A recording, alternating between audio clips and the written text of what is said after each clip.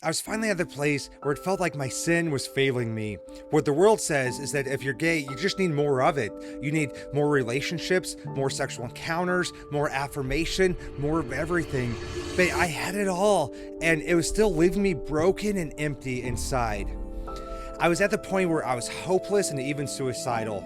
But I decided that before I end my life, I want to tell one of my Christian friends about this life I've been living, and it was going to be affirmation that they don't actually love me. It's going to be affirmation that the Christians don't love me either. It's going to be affirmation that they only love the person they think I am.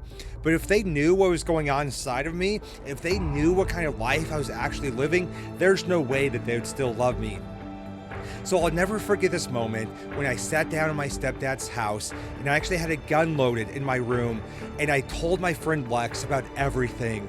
And I thought, when he rejects me, that's going to be the end of my life. That's going to be the affirmation I need that he doesn't love me either, and I'm just going to end it. Well, I'm still standing here today, so obviously Lex didn't reject me.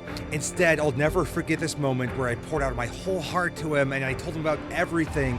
And instead of rejecting me, he came across the room, he gave me this big hug, said, "Hey man, I love you, and it's going to be okay, because my sin is no better or worse than your sin, and God's grace is sufficient, and we're going to get through this together." And that just blew my mind that a Christian of all people could love me so well, that despite my sin, despite this life I was living, despite everything I'd done, God's grace was sufficient for me too.